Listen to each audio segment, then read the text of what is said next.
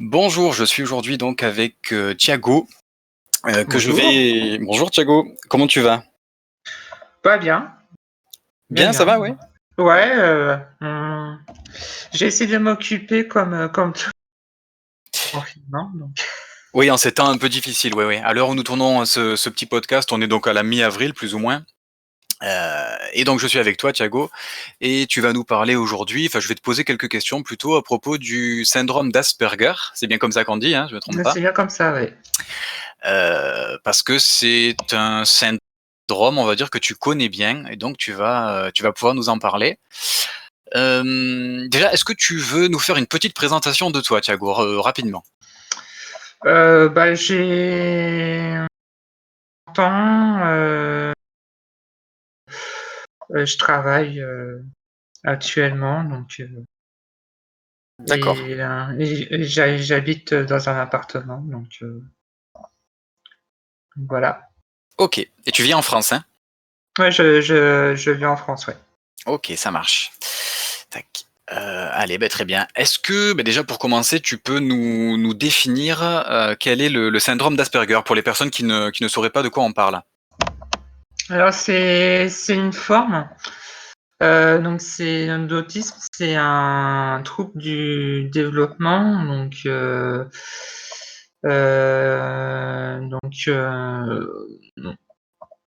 on a souvent des difficultés de communication verbale et non verbale. Mmh.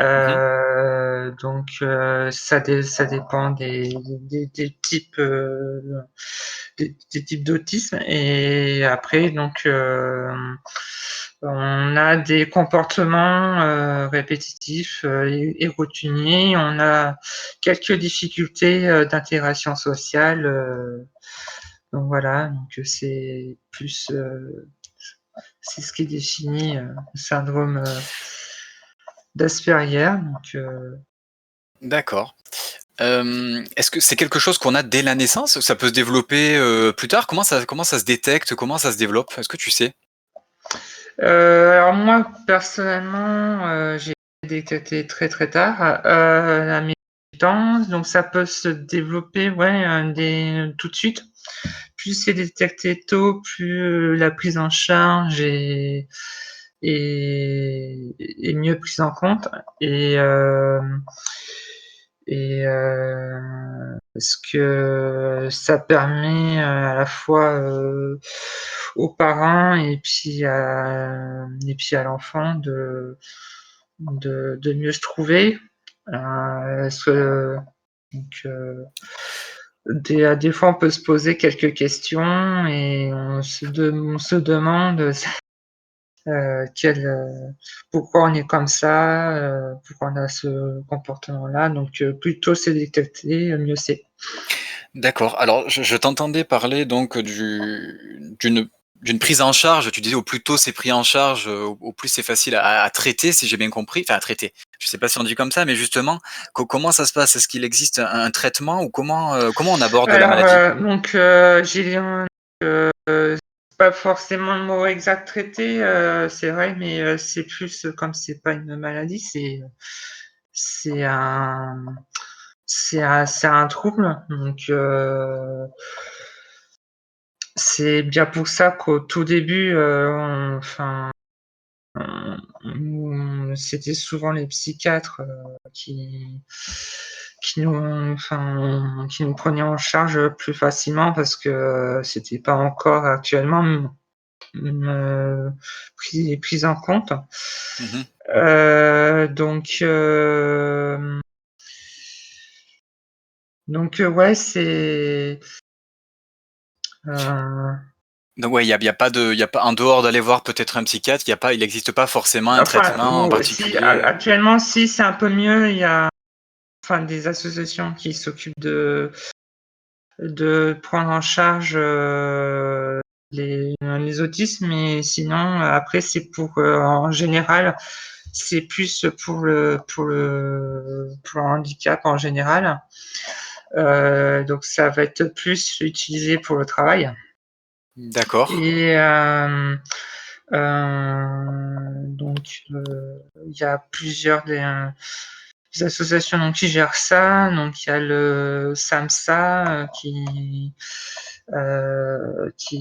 gère principalement les autistes Mmh. et donc il s'occupe de rappeler les règles, de mettre en forme euh, ce qu'il y a à faire et donc ça demande du temps et beaucoup d'énergie. Mmh.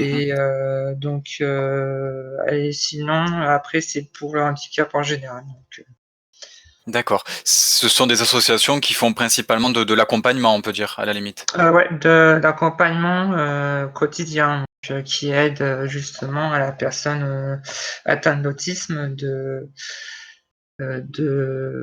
gérer son environnement. D'accord. OK. Est-ce qu'on peut faire une différence entre le syndrome d'Asperger et l'autisme ou est-ce que c'est finalement un peu la même chose? Ou est-ce qu'il y a une différence entre les 2? Il y a pas mal de différences, oui, parce que parce qu'il y a plusieurs formes d'autisme, hein, Mmh. comme tu le sais, Ouais, ouais. donc il y en a, ils vont être soit restés tout le temps chez eux, soit ils ont donc pas essayer de faire le nécessaire pour rencontrer du monde. Après, il y en a, c'est plus au niveau intelligence, donc il sera plus spécialisé sur un sujet. Enfin, en général, c'est plus souvent l'histoire sur les chiffres, sur tout ce qu'il peut savoir sur enfin, dans le domaine où il est à l'aise. Souvent, il va mieux maîtriser que tout le monde. Il sera plus pointilleux. D'accord. Et il sera plus dans le détail. OK. Alors ça me fait penser à une question, c'est vrai que j'ai pas préparée, mais qui me vient, par rapport à la réponse que tu me donnes. Hem, Est-ce que dans toutes les formes d'autisme, on retrouve toujours enfin, est-ce que tu sais déjà, peut-être que tu ne sais pas, mais est-ce qu'on retrouve toujours ces troubles, sociaux? Ou est-ce qu'il existe des formes d'autisme dans lesquelles les personnes qui ont ce syndrome, ne présentent absolument aucun trouble social et sont parfaitement intégrées, et s'adaptent à absolument à tout le monde sans aucun souci? Bah, il y a des 2 forcément. Ah, les 2 existent, Heu d'accord, ouais. Parce que j'en ai rencontré d'autres donc j'ai vu différents comportements et ça m'a permis de voir différentes formes et ouais, il y en a qui peuvent s'intégrer sans se voir. De toute façon, l'autisme en général, si c'est pas déclaré, Oui. Mmh. Mmh. ça va être difficile pour nous de s'intégrer. D'accord. D'accord, donc si je comprends bien, voilà, comme tu l'as dit, il y a plusieurs formes. Oui, peut-être qu'en effet, du fait qu'il y ait plusieurs formes différentes, eh beh, ça va générer plus ou moins de difficultés, on va dire, à s'intégrer, mais il y a des personnes qui vont pouvoir s'intégrer sans aucun souci et c'est peut-être aussi pour ça que c'est pas forcément facile à diagnostiquer alors. Si des personnes s'intègrent Ouais, parfaitement, c'est ouais. compliqué de ouais, d'accord.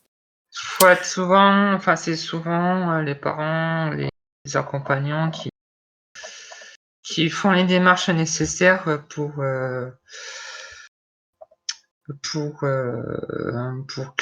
qu'on soit déclaré D'accord, autiste. d'accord, OK. Est-ce que tu veux nous parler de difficultés que tu as pu avoir dans ta vie liées à ce syndrome? Si tu en as eu des difficultés, parce que peut-être que tu en as pas eu Ah aussi, je sais bah, pas. ouais, forcément, ouais. Bah, je sais pas, moi je pose quand même la question, on sait jamais, mais d'accord, alors est-ce que tu veux nous en parler? Dis-nous un petit peu. Bah, plus jeune, je me sentais déjà différent. Donc à partir de là, je me posais plusieurs questions. Je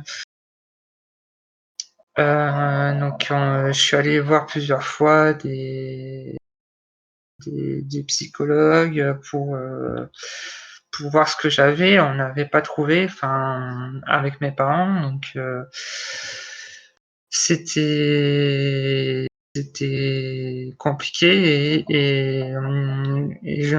à partir de là, on a trouvé quelqu'un qui a pu m'aider pour euh, pour trouver ce que j'avais. Dans la description, je me retrouvais totalement dans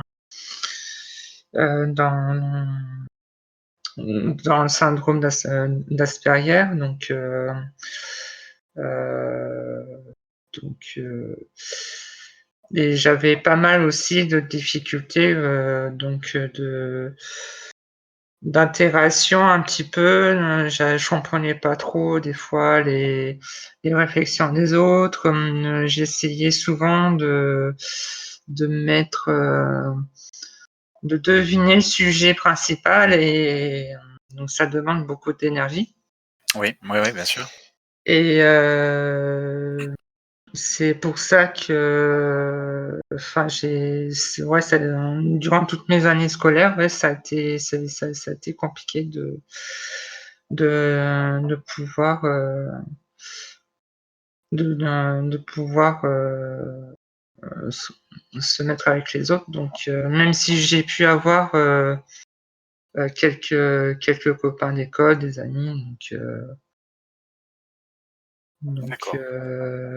ouais, ça a pas été facile, surtout au collège, avant que je sois détecté, enfin Oui, déclaré autiste, quoi. oui, j'allais te redemander à quel âge tu as été diagnostiqué, détecté? À mes 18 ans. Ah oui, à 18 ans, d'accord. D'accord, donc ça sous-entend que oui, toutes les années, d'études, et même ce qu'il y avait à côté des études, d'ailleurs la vie familiale, tout ça, avant tes 18 ans, tu avais peut-être des difficultés, notamment à l'école, sans savoir d'où ça venait, si je comprends bien? C'est ça, oui. D'accord, OK. Oui, en effet, oui, à 18 ans, en effet, ouais, c'est sûr que ça a dû faire un petit peu bizarre quand tu l'as appris alors. Hem, Très bien, bon, ben OK. Tu travailles aujourd'hui, hein?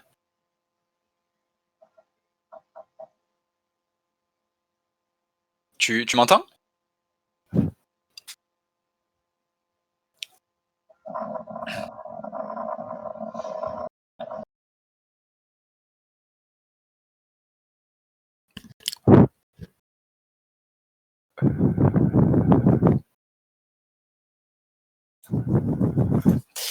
Hop, je ne t'entends plus. Est-ce que tu m'entends? Hop. Je t'entends, moi. Ah parfait, OK. Alors du coup, j'allais te poser la question suivante. Donc tu travailles, en ce moment. Comment ça se passe au travail et comment ça s'est passé ta vie professionnelle alors jusqu'ici? Jusqu'ici, j'ai pu, j'ai pu le faire, enfin trouver, enfin faire les recherches par moi-même, accompagné de mes parents, bien sûr. Mais donc j'ai mis 1 an et demi à trouver D'accord. un poste fixe, et entre-temps, j'ai pu faire deux trois boîtes d'intérim. Mmh. Et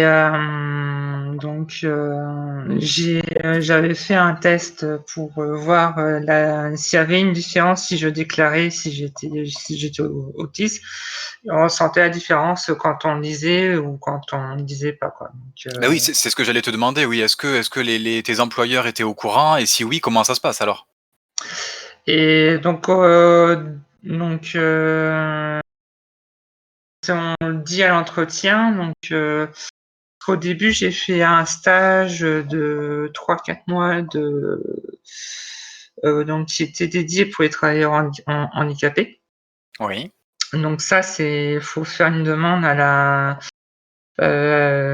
à la MDPH, Maison départementale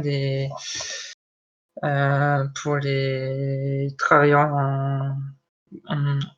handicapés. Donc, faut faire sa demande là-bas et faut avoir un justificatif et ça permet de le fournir au futur employeur.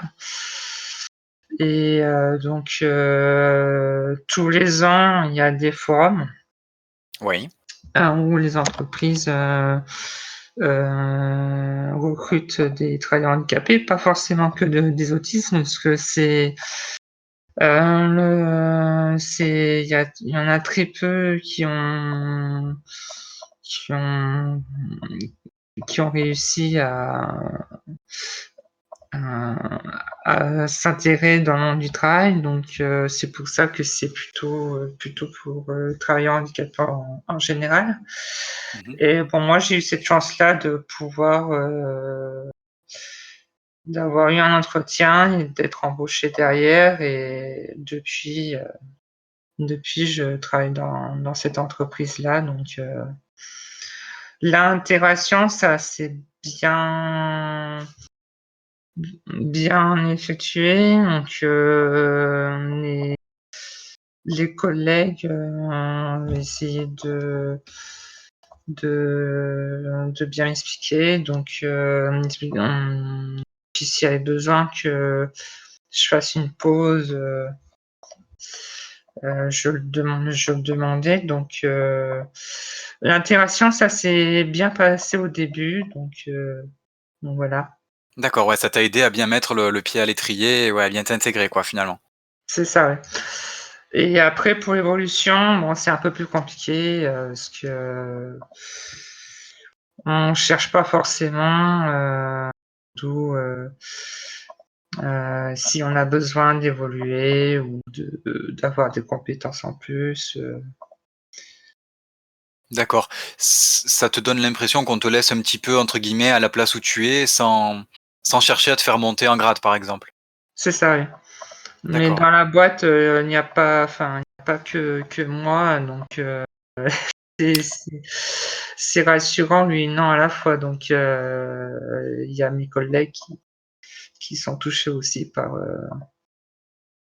Ah, c'est-à-dire qu'on les fait pas évoluer non plus, quoi, si je comprends bien? ouais, c'est ça, ouais. Ah oui, d'accord. Mais en plus, en particulier, quand moi je demande à évoluer dans un poste, y a c'est un peu plus compliqué. Après D'accord, ça dépend de l'entreprise, de la politique de l'entreprise, quoi. d'accord. OK, je comprends. Bon. Hem, Petite transition, est-ce que tu veux nous parler enfin, est-ce que tu veux nous parler de tes activités, de tes passions, autour en dehors du travail, bien sûr? Et est-ce que le syndrome d'Asperger a un impact pour toi sur tes passions, les activités que tu as en dehors du travail? Alors, ouais, je fais de l'athlétisme et du tennis de table, hein. D'accord. Ah, OK. Donc, ouais, c'est au niveau cardiaque, ça en va pas mal, hein. C'est, Oui, oui, j'imagine, oui. donc, au niveau de l'intégration, bah, ça s'est fait naturellement puisque dans le sport, c'est ça qui est bien, c'est que ils regardent, ils essaient de te mettre à l'aise, donc enfin dans le sport, j'ai pas trop eu de problème, par rapport au fait de faire les entraînements, parce que je suis plutôt méthodique de ce côté-là. Oui. Et donc ça me permet de m'ouvrir aussi un peu plus aux autres et d'avoir plus de contacts. Mmh. Donc comme j'avais décrit au début, de l'interview, j'ai, souvent quand j'avais des difficultés, Je j'évaluais quel sujet. Bon, des fois, j'étais un peu hors sujet, j'étais un peu à côté. Et ouais, puis, je suis plutôt blagueur, bla donc Ouais, donc pour bon. l'intégration, ça doit bien aider quand même, quoi. Ouais, ouais, c'est ce qui a surtout aidé, qu'ils prennent en compte forcément, par rapport à ce que tu leur dis, mais comme j'avais fait de l'athlétisme, depuis mon plus jeune âge, donc j'ai, jamais enfin, ils m'ont bien intégré dans leur famille, donc ça a facilité d'aimer ce sport, donc Oui, c'est plutôt intéressant en effet. D'accord, très bien. Est-ce que tu as des projets? Est-ce que tu veux nous parler de tes projets, de ton futur, en rapport avec le syndrome ou pas forcément d'ailleurs? avec le syndrome, bah, ça va être lié à je vais mettre en parallèle par rapport au travail, forcément, puisque ça va être en lien. Oui. Bah, ça va être de faire, plusieurs rencontres, de gens qui sont comme moi et de faire des témoignages, parce que j'en ai fait, plusieurs fois auparavant, de ce côté-là, ça serait plus, sur, sur ce projet et après pour le sport, pourquoi pas faire connaître, après bon, faut que je vois, avec l'association qui me suit, donc tout ça se prépare, donc j'ai pas forcément, d'idée pour l'instant pour, C'est-à-dire le sport, ça serait pour aider à intégrer des personnes, qui auraient été, détectées également par exemple? oui, pourquoi pas, ouais, après, c'est ça sera je vais pas forcer à l'intérêt s'il a envie de s'intéresser, pourquoi pas, mais parce D'accord. que à prendre en charge, enfin souvent dans les clubs, on sont pas très au courant de la manière dont il faut se comporter, enfin même pour les entreprises, Mmh.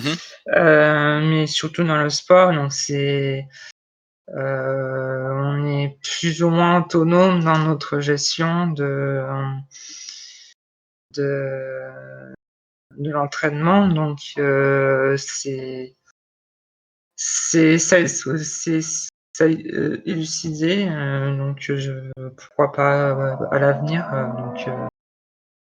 Très bien, OK.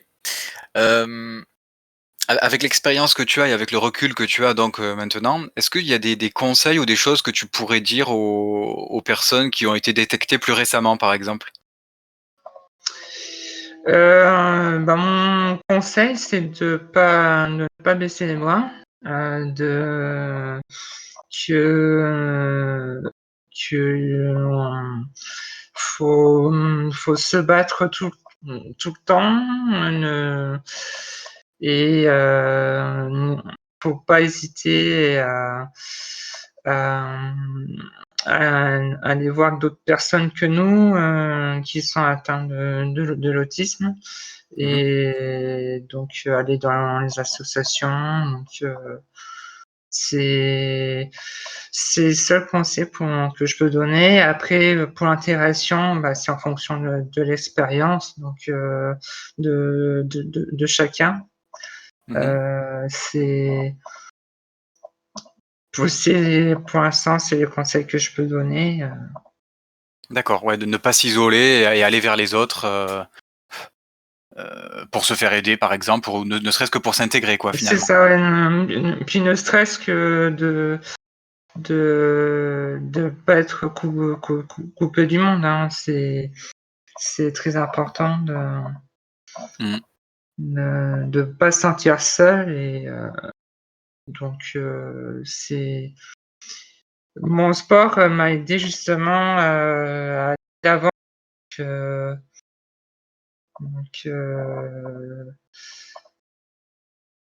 donc ouais, faut pas baisser les bras.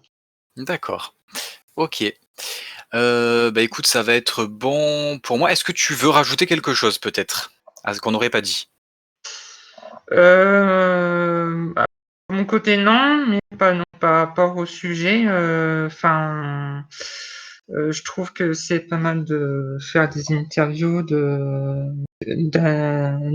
d'anonymes, que comme des, pour, pour les gens comme nous et pour débattre sur d'autres sujets donc ça peut être, je serais ça ça peut être, intéressant, Mmh. Ouais, donc oui, bien sûr. Bah, je me dis moi que ça peut si ça peut aider, d'une quelconque manière des personnes qui auraient été par exemple, détectées récemment, bah, je me dis: «Tiens, ça peut être une bonne idée». Si ça peut aider d'une quelconque manière, ben, écoute, pourquoi pas? Et en l'occurrence, tu as répondu à l'appel, toi qui es concerné, donc bah, écoute, merci à toi, hein, merci à toi. bah, merci à toi de m'avoir donné l'occasion, puis, ne pas hésiter à m'en demander s'il y a besoin. Eh beh, avec plaisir, il y a pas de souci. Eh beh, on va se quitter là-dessus. Merci beaucoup et puis peut-être à bientôt, on aura peut-être l'occasion d'en reparler, peut-être. À bientôt alors. Allez, bye bye. Bye.